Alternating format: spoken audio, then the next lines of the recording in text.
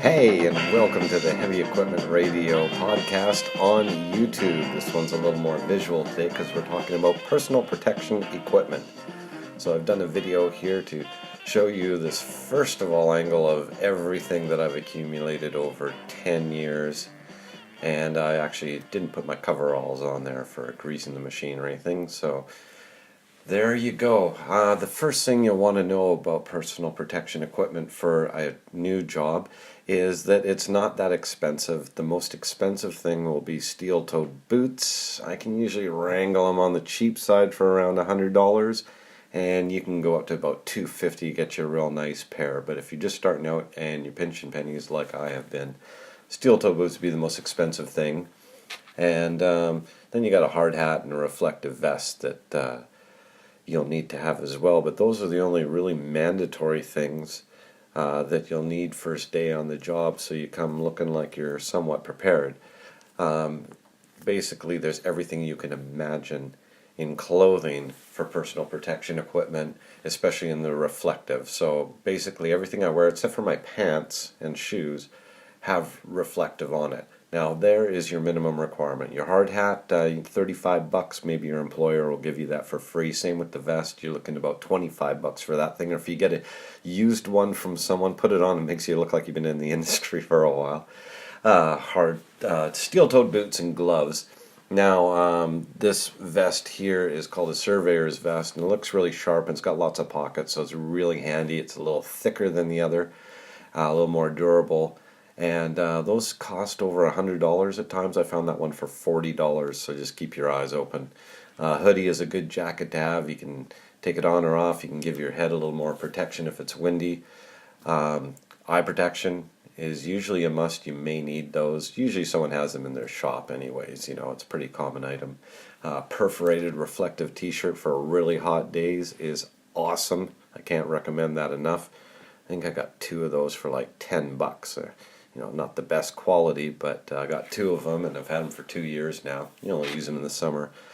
Then there's sweaters that they have with reflective on it, and those are great for the winter time too. And then basically a seasonal jacket. There's also rain gear and stuff as well that you might want to think about getting, maybe after you get caught in the rain.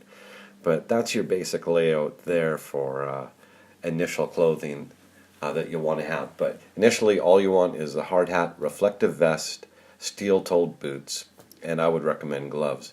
Now you see here, this is more my winter gear with my long johns there in black, and I've got a heavy, really thick pair of, I guess they're kind of overall coveralls there, and an old ski jacket, and that keeps me really warm, man. Those 3 things in minus 38 with the snow blowing and the wind blowing, just this year really saved me. I think all of us have had a long winter this year in this industry for sure.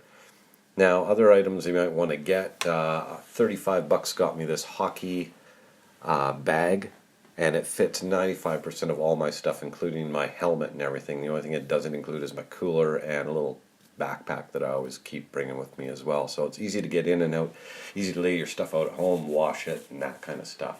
So, to encompass everything, on the long list of things that you might want to accumulate, first on the bottom right there is a first aid kit that I've made up myself, and I've made like 4 of them. I've got them in the house, I've got them camping. They've really saved me from, you know, cuts turning into a bigger deal than they should be. Sunscreen recommended. A plastic raincoat, you can get it for like $2 at a dollar store. A plastic seat cover, if you're really greasy one day, you can get that for $2. Measuring tape. I got 2 sets of gloves showing there, and I've also got ear protection, little earbuds that go inside your ear, and I highly recommend you have those. A lot of time that's supplied by your employer. Your employer might supply you with the hard hat, the vest, the gloves, everything but the steel-toed boots. So you can just ask them, or I would spend, you know, the bit of money, and you're going to need the steel-toed boots anyways. That's $100. Put in another $100, and then you've got everything you need for $200 at the most. Even that sounds kind of high to me.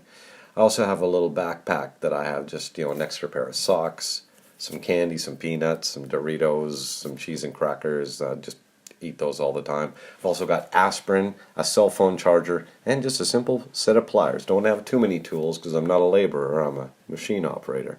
And that fits into a tiny little backpack that I got that You can get those for like $5 at the dollar store as well. Next thing on the list here that I found has been really important to me is this little igloo cooler. It's 13 inches in length, 10 inches in width, 9 inches in height, and it fits in any rubber tire backhoe really nicely without it laying on the floor and getting in the way of your feet or sliding around. There's always a little nook you can put them into. So that thing I've had for almost 10 years now has gotten to the point where, I put about 6 or 7 drinks, some beef jerky, pepperoni sticks, maybe a sandwich in that thing. When I go out for a day trip just in the car, I bring this thing full of drinks because I tell you, a nice cold drink on ice is delicious. So here is a long list of PPE equipment that you may want to, let's say, aspire to.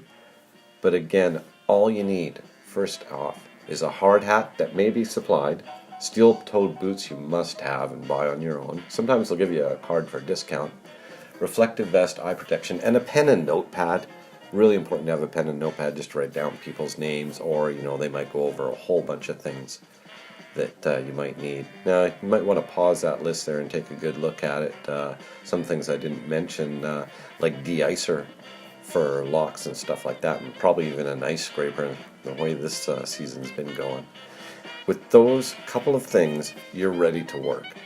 With the other stuff, you can wait till it falls in your lap or you see a good deal, and you'll be happy. So I hope this has helped everyone out. I'm also doing a podcast, a little longer, a little more in detail on this, that's separate audio than what you just heard here. So like, subscribe if you can, and I'll keep doing these. Once again, thanks for showing up to listen to the ramblings of an idiot.